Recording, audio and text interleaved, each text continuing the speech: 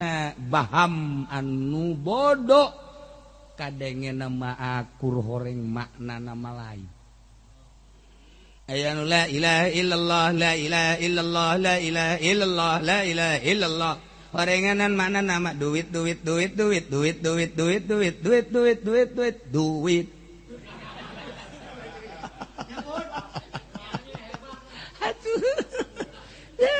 La ilaha illallah teh kadenge ku urang mah duit. Kadenge ku urang mah la ilaha illallah ku ahli nama horeng duit. Alam dunia beki keeng loba jalma nu malaweng nu doraka beki anteng kana ibadah teu mayeng. Urang mah akur bae la ilaha illallah teh horeng henteu.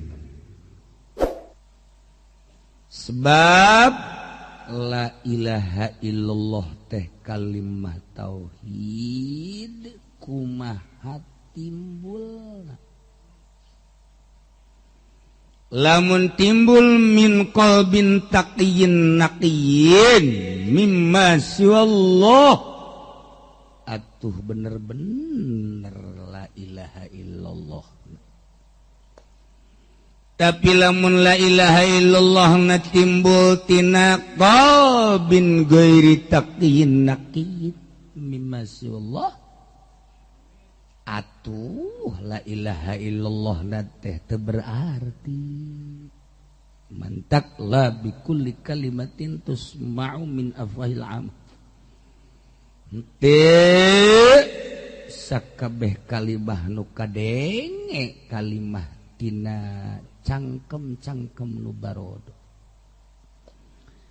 Cenah kadenge nama akur wa in kana lafzu wahidan sanajan lafad nama sarua kadenge la ilaha illallah bahkan make musik.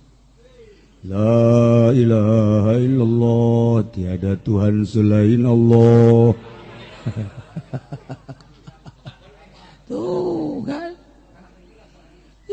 Lakin fil mana tafawutun tetapi maknana beda. Maknana beda. Wari la ilaha illallah nu kaluar ti Kifudoli jeung nu kaluar ti Haji Pendi beda. La ilaha illallah kaluar ti Haji Pudoli mah berkatna cau gede. Tapi ti la ilaha illallah ti Haji Pendi mah cau emas. Leutik. Bahkan caroplok.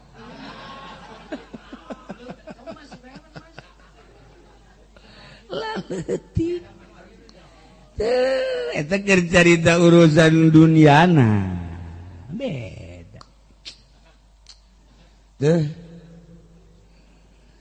Sebab hate eta adalah tanah nu kadatangan ku bibit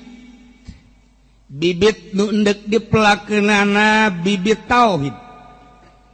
Kadengena ku urang la ilaha illallah di mana-mana yaji'u idza ukhidza badru tauhid min qalbin hayyin atu payakunu badran kamila. Di mana dicokot bibit tauhid di qalbin hayyin hate anu hirup eta teh bakal jadi bibit anu sampurna dipelakeun dina qalbu atuh jadi bakal na akaran bakal na bersemi bakal kembangan bakal buahan buahna wusul ilallah. Tapi lamun bibitna anu henteu memenuhi persyaratan badru ghairil balik bibitna henteu memenuhi persyaratan dek melak jagongna geus dikulub jagong manis geus dikulub dek dipelak lah iya ge Laweru siraku. Deh. Tapi orang ngamalaken ya. Weruh orang ngamalaken odob. Aduh. Nah, dek melak pare bibit anu dek dipelakeunana geus kagaringan. Geus lila teuing di darat geus karoneng. Kolot teuing pang bibit kolot teuing teu bagus. Agak kasinggung bae. Ai budak nyaritakeun bibit pare asa kanyana bloon. Iya tuh teh bibit pare kalau ting mal jadi. Yo, kumaha yo kesi jadi kos kieu sih.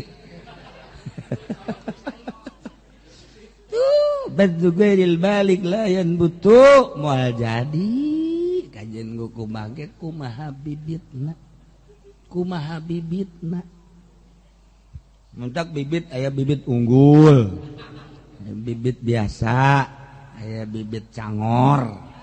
Nah, tuh, kurang lah menek melakalapak ya bibit dah kudu bibit unggul, kudu nu kiring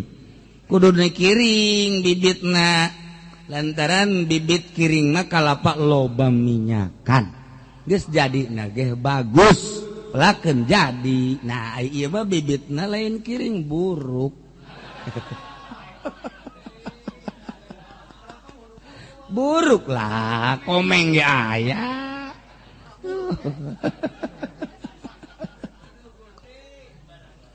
Nah, iya kumaha bibit dicokot dari bana bibit, mantap. Lahan nu endek dipelakeunana olah heula. Kemudian bibit nu endek dipelakeunana teh kudu timbul tina lahan nu bagus. Berarti kan konek lahan nu endek dipelakanana diolah bibitna bagus hasilna masya Allah tuh. Ih miti dibersihan heula diwaluku aju digaru ju dilemes-lemes caina diatur bibit dunges dicengcem nage ulah ngorating ulah koloting melakeunana nu bisa ngatulah loba teuing ulah saeutik teuing sesuai jeung aturanana dipelakeun masya Allah hasilna nuku urang dipelakan tea 1000 meter bakal menang sakadar sakintal 2 kintal tapi lamun sesuai jeung aturan bisa-bisa 10 ton. Oh, eta lah bibit. Nah, ieu ge la ilaha illallah. Mimbiti lahana kolbun undek dipelakanana di bagusan heula syariatna. Tauhid wujud kidambakona teh kena rapi sebab nu endek dipelakana kalimat tauhid supaya jadi. Terus dirapih-rapih tentuna nu ngolahna kudu bisa aya tarekah cara boro-boro melak pare melak dangder ge ceblawur disebutna di pager henteu ditengok henteu hayalanana cek panehanana aing melak dangder 1 hektar. Nah, ieu teh kuari geus aya sabulan 2 bulan dah, 3 bulan meureunanan geus buahan beutian lah, sugan we dijual tetonan jang modal kawin. Barang ditingali ka dieu boro-boro tolan kintalan orenganan jadi ge henteu lantaran teu diolah obo pare. Ya ora lah. Ora modale.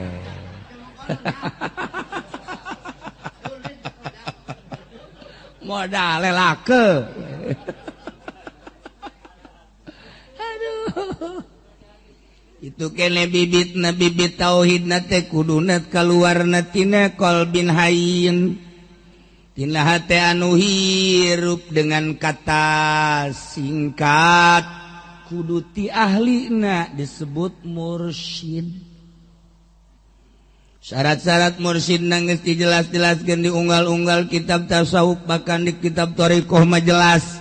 Hiji nu kasifatan mursyid teh jelema nu geus istiqomah, dua nu geus ngabogaan rasa, nomor katiluna nu geus ulah aya muatanna naon hiji be Allah manya ieu mah guru mursyid make jeung aya di partai sagala, guru mursyid aya di organisasi, guru mursyid teh malah mah dagang ka Tanah Abang, malah mah guru mursyid teh dagang karung di oplos.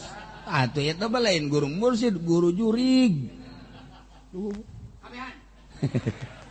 Ulah ya masyaallah. Nyana ngurusan diri nyana datang ka karasa usul ilallah karat mursyid.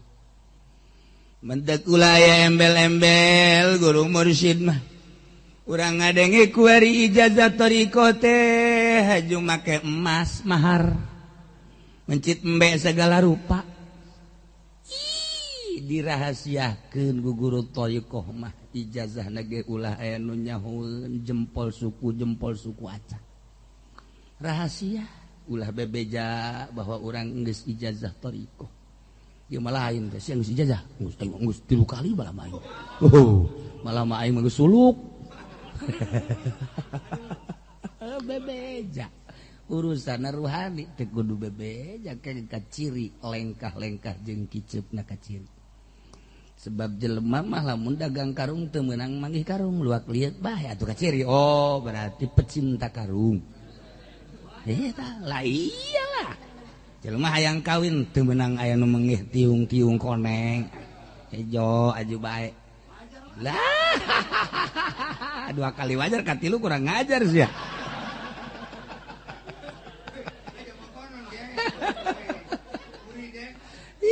Tah, iya. Atuh ka ciri lirikan kamana-kamana. Nah, guru mursyid geus ulah aya embel-embel jeung muatan. Hiji be Allah nya ngurusanna ruhani, ulah make jeung urusan ka jasmani. Hiji be ruhani nya. Luar eta henteu. Endek hayu henteu ulah. Sakitu bae. Tah. Geus lamun timbul ti qalbin hayin yakni hirup atuh bibit teh meureunanan eta teh abadu tauhid min qalbin hayin mah hirup bagus payakunu badron kamilan sampurna. Jadilah. Jadi. Tanu mentak ieu teh lain eueuh guruna loba aya baik anu hirup maupun nu geus maot. Guru mursyid aya teu kudu di teangan guru mursyid mah cenah aya di Gang Doli di Surabaya. Tah lain guru mursyid. Atawa cenah di Bandung di Saritem. Ye.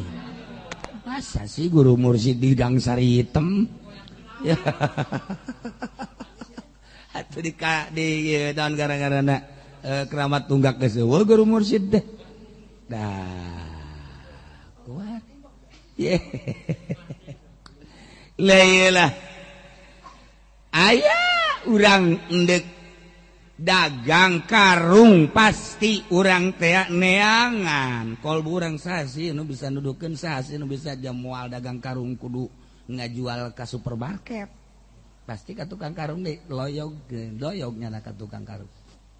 Jelema dagangna teh dagang piring atuh pasti mah moal ka tukang bontengnya na. Atuh pasti nehangan deui anu neuk meuli piring ka dagangna dan lain sebagainya. Di dinya bae ruang lingkupna ulah hese-hese. Keur carita dagang teh kos kitu. Keur carita dagang gabah. Jam moal ngahiji ujung dagang emas moal. Pasti nyana neuleun sawah, sahan tani kitu bae terus loyog. Kitu keneh ngaji. Jelema dek ngaji alpiah atuh moal neangan ka Jamul Jawame. Pasti di mana sih mun muka alpiah tuh kan pasti diloyogkeun ka dinya ka dinya. Urang dek ngaji falak pasti loyog ka ahli falak. urang dek ngaji bilagah pasti loyog ka kiai bilagah, urang dek ngaji fikih pasti loyog ka ahli fikih kitu bae terus. Mentak urang ngahiji teh aya henteu sa irama mamoal ngeunaheun. Atuh sanajan jaipongan ge teh akur jeung kendangna mah teu ngeunaheun, gajeun ku kumaha ge. Teu kaja mah. Ye. Atuh kendang penca ge Haji Pendi mah kendang ka mana, penca ka mana. Atuh batur geus eureun kendangnya masih kena penca. Takkan teu ngeunaheun. Tah ieu lah. Kudu akur atuh kendang jeung pencana.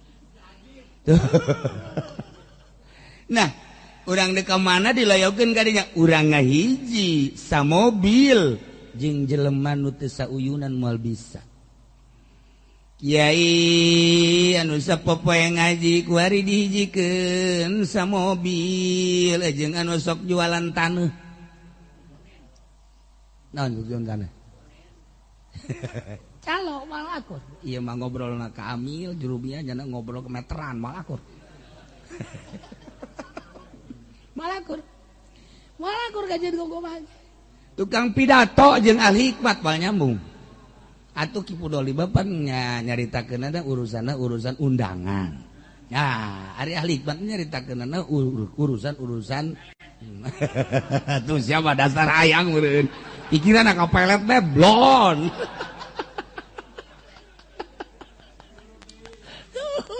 Eta malakur gajeun kumaha.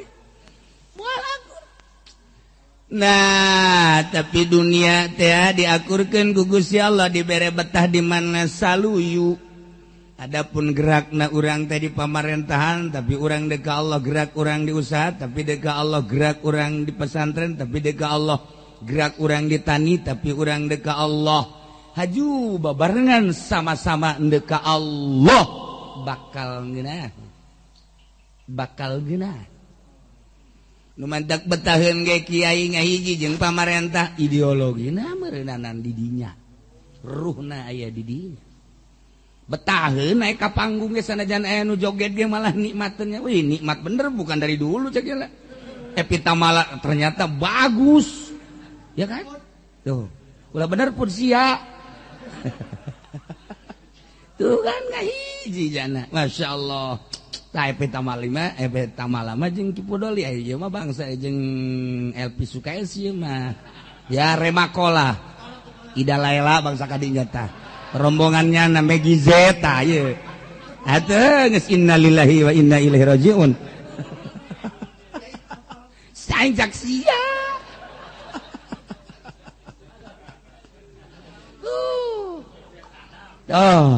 Eta lah, jadi satahun tahun kolot masuk milu jeung tahun ngora.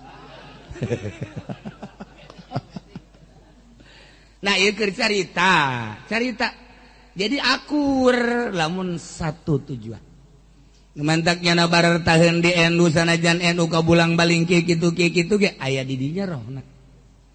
Mantaknya na atuh ngantor ge akur di dinya aja mun teu akur moal aya jelema geus jadi wakil manajer di bank kemudian ngaji ka dieu aju ngaji berpikir nya je orenganan tempat riba mau tidak mau nyana kudu ambil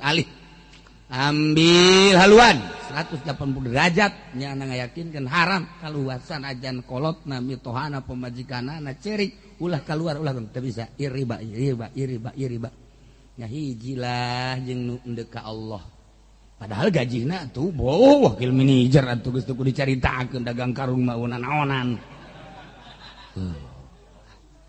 nah hiji ieu urang nu mantak daek ngahiji sauyuna manuk dadali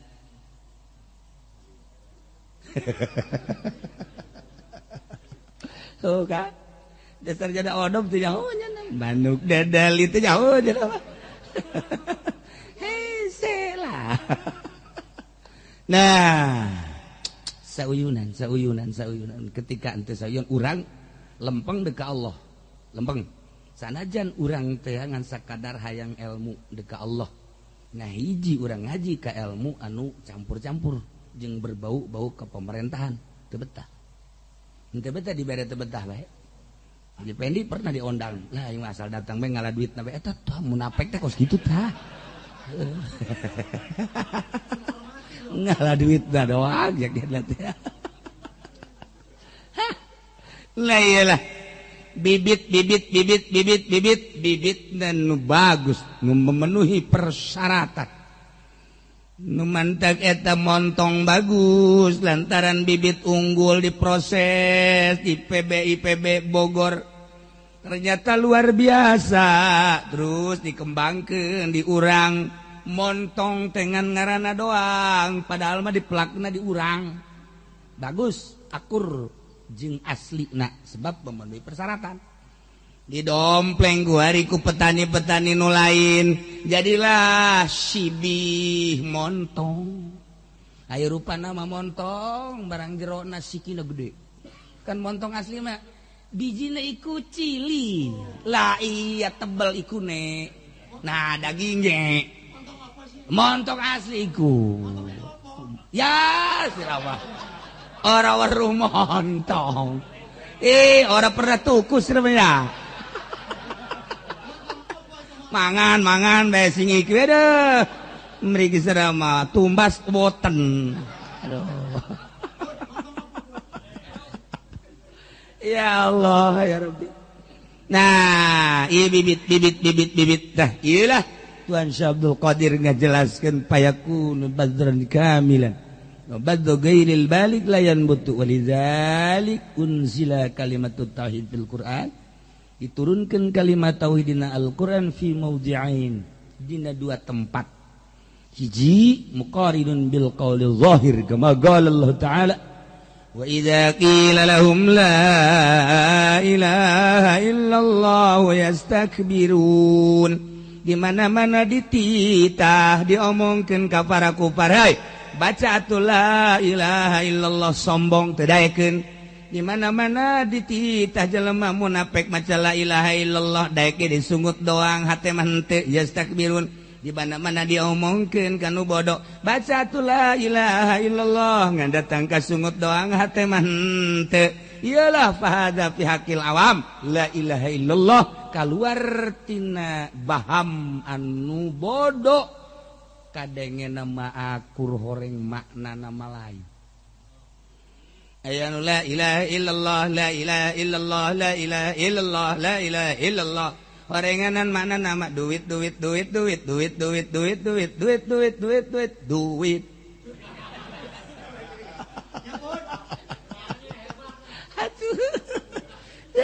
La ilaha illallah teh kadenge ku urang mah duit. Kadenge ku urang mah la ilaha illallah ku ahli nama horeng duit. Masya Allah.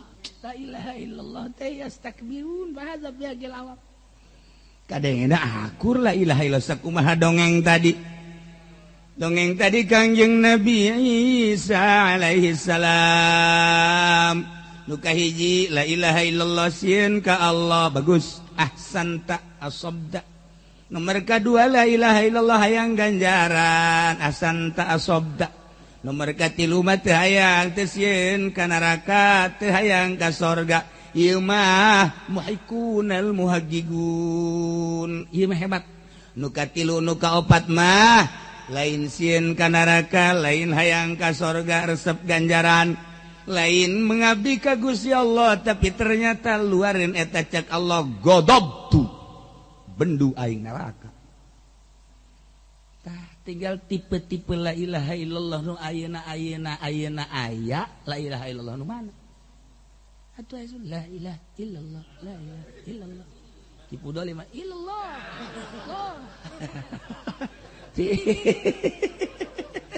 Tinggal haji Pendi bingung ya.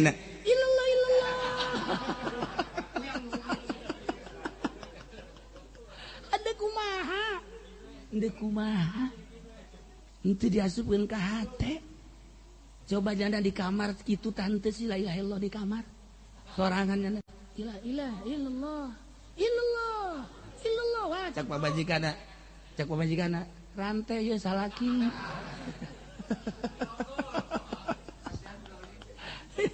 Ya Allah ya Rabb. Nah iyalah yastakbirun. kita baca la ilaha illallah teh yastakbirun sombongnya nak teu daekeun atawa daekeun tapi maknana lain. Man taqwa zamahum kalimat taqwa wa hiya la ilaha illallah bi syarti akhdhi min qalbin taqin nakin mimasyallah. Jadi berarti wa in kana lafdu wahidan sanajan bahasana mah hiji la ilaha illallah lakin fil makna tafawutun maknana beda. Ya jelema kasurupan bacakeun la ilaha illallah 1000 ku Haji Pendi. Pendi maca illallah la ilaha illallah la ilaha. Inum ke malah pindah ke Haji Pendi.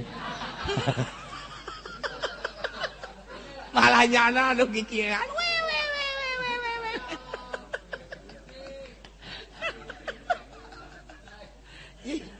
Kudu loba hiji baca bismillahirrahmanirrahim ngasupkeun ka jantung ngasupkeun ka jantung la ilaha illallah teh pangeran wajib disembah angin Allah ti eueuh ka aya nang Allah ti aya ngurus Allah ke bakal eueuh ku Allah gerak-gerak ti Allah cicing-cicing ti Allah eueuh nu boga gerak kecuali gerak Allah eueuh nu boga cicing kecuali cicing Allah Gusti la ilaha illallah fah yom hiji la ilaha illallah inum ke nyeri huntu bacakeun la ilaha illallah Haji Pendi 1000 la ilaha illallah la ilaha illallah la ilaha illallah ya sia jadi untuk baca ungger kabeh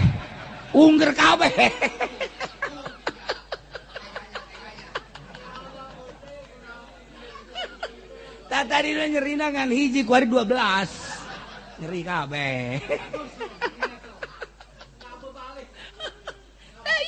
la ilaha illallah teh lain deui ada inget di masa barakali dia omongkeun ge eta inget ka Abah udah geus aja minta cai samping ge menyon-menyon ajan da bere geus eta dadu di baju joget teh hajung bah eta tadi jampean deui ieu Bang naon kitu kumaha eta nya kitu lain deui Abah mah maksudna ka anak mah ngomong gitu tah maksudnya dibaca atuh la ilaha atuh pan la ilaha illallah nanti makan atuh la ilaha illallah sia jeung la ilaha illallah apa beda eta maksudna supaya nyaho tah anak teh kos gitu ternyata cager pan tuh coba baca Pendi la ilaha illallah la ilaha illallah keur dunyana ye dibaca ku ahlina berkatna sakontainer nah kuari la ilaha illallah 1000 dibaca ku Haji Pendi imah eueuh sapotong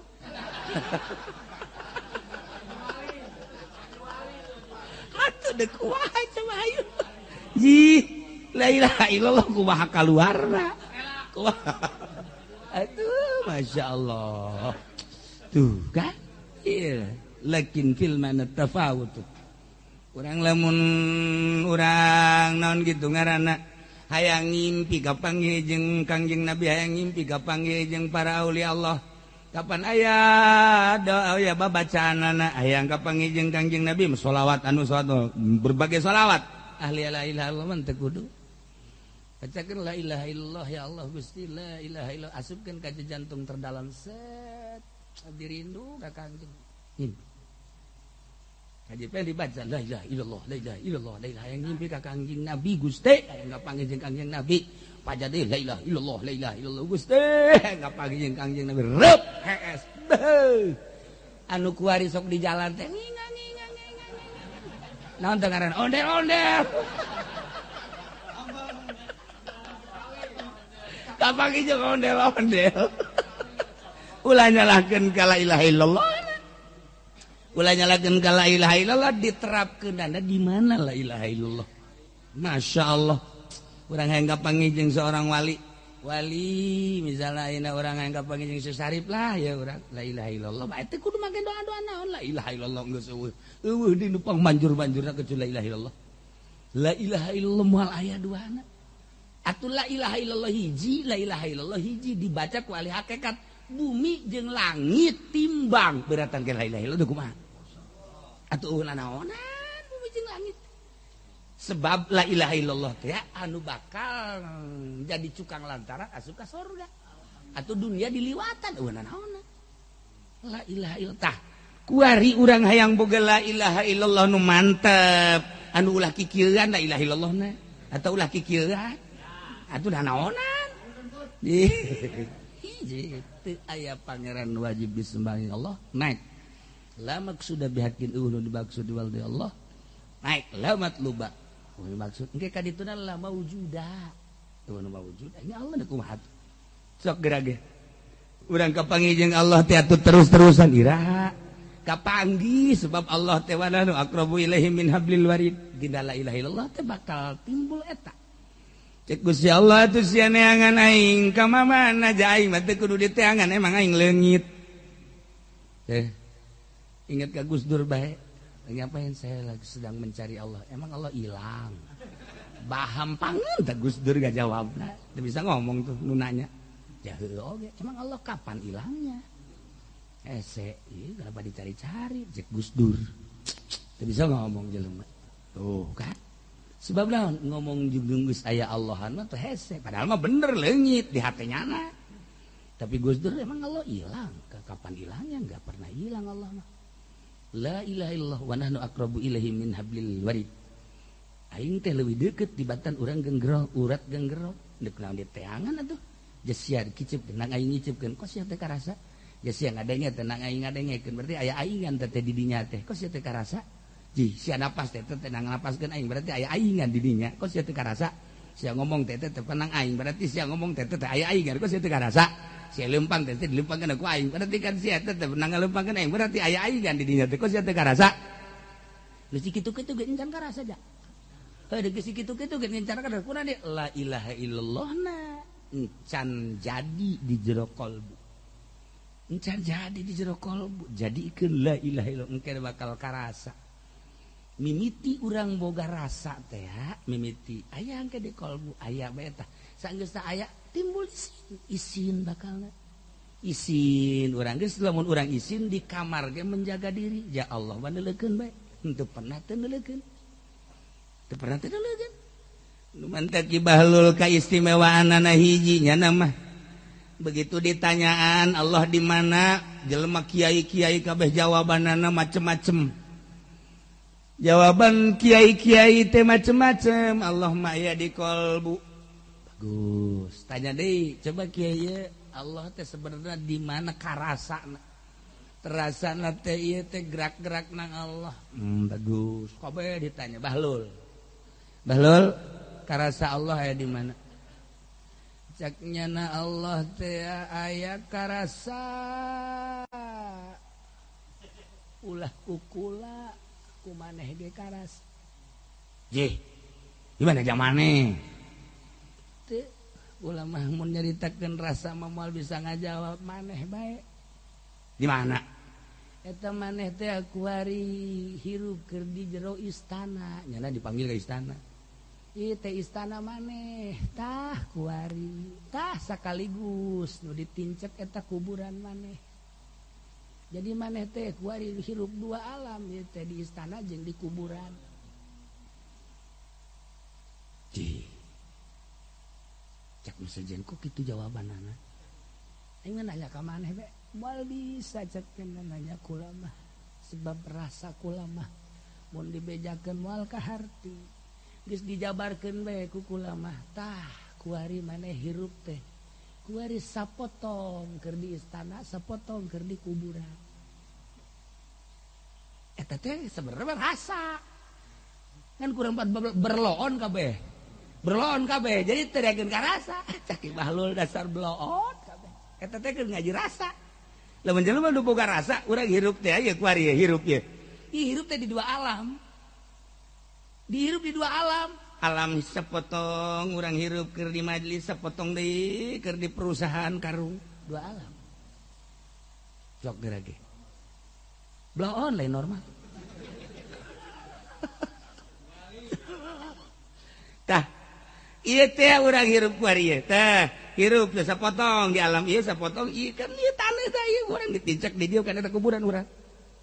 Eta teh kuburan urang. Nya emang teu ngomongkan ngomong. Pendi, engkau sudah tua, gigi tinggal satu. Nah, aku tuh tinggal dua tuh.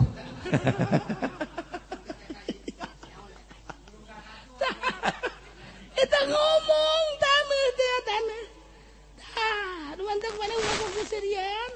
sagedeng deui imah maneh nu kuari cicing di luhur aing isuk pageto imah maneh aya di hadapeun di jero aing nu ngurusan sia cak taneh eta teh rasa ngaranna ulah carita tak Ki Bahlul mah karasa dijabar-jabar teh ku Ki Bahlul rumahmu adalah kuburanmu tuh kan hidupmu adalah matimu rasa tah jadi lamun datang ka rasa tak kos kitu ngan teu kahartieun batur mah di kolbu teh eta mah penjabaran mun ngaji geus karasa moal bisa nerangkeun pasti nerangkeunna ngaco kos jelema cicintaan anu cintana mendalam kan lamun ditanya ngaco coba ge salam bagi salam oh angin sampaikan salam Masya Allah eta ngaco ngomongna iya aduh aing Masya Allah tadi keur isuk-isuk kunaon Masya Allah matas di puncak gunung jika ira tadi cikene kudu imah bae mandi ge encan ngomong teh si puncak gunung eta rasanya na dibawa ka ditu ke puncak gunung ye rasa mah kos kitu atuh per detik per menit per jam per lain-lain mentek rasanya na keur dibereuna ku Allah kumaha tuh eta rasa dibentek aya jelema anu tadina rajin jasa ka masjid kuari henteu ditingkatkeun ku Gusti Allah lantaran embung aya jarak antara diri jeung Allah sehingga embung kaluarga teu lain teu nyaho kana ganjaran berjamaah lain teu nyaho ganjaran masjid tapi leuwih indah di jero kamar tah mantap besi haji pendit teu ka masjid-masjid eta rantai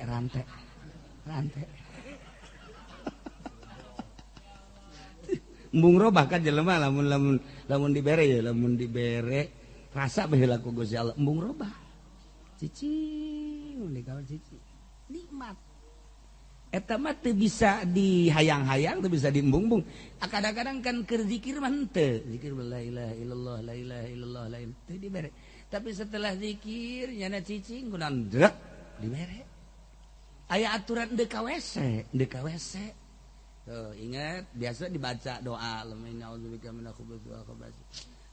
Gusti bari tafakur kan ahli Allah mah deuk ka WC. Loba jelema nu maot di jero WC. Loba jelema anu haju di WC na lila padahal tempat. Padahal sakadar sakitu kunaon di jero WC dibere ku Gusti Allah rasa tek di WC. Allah maha segala-galana atuh kapanggih jeung Gusti Allah Kangjeng Nabi teh di aras di lauhil aras tuh tapi Kangjeng Nabi Musa mah kapanggih teh di Gunung Tursina dibukakeun hijabna Kangjeng Nabi Yunus mah atuh di laut Kangjeng Nabi Ibrahim mah atuh kapan di naon kitu seuneu Kangjeng Nabi Yusuf mah atuh di sumur maha kawasa Allah kumaha merena bae Allah merena nu mantap kadang-kadang jelema teh ya dibere ayeuna sugih teh dedek kayak dibere susah Orenganan barang dibere susah teh kapanggih jeung rasa deket ka Allah. Gusti, mendingan dibere susah bae abdi. Mending dibere susah. Cek Kangjeng Nabi Yusuf as-sijnu ahabbu ilayya. Niku mah coba. Ya Allah, ya Rabb, as-sijnu ahabbu ilayya. Gusti, penjara leuwih resep ka Gusti abdi tibatan lain penjara nikmat sebab di penjara selalu aya rasa ka Gusti Allah anu indah. Asijun ahabu ilai. Mantak haji pendek dibere susah baik karasa susah.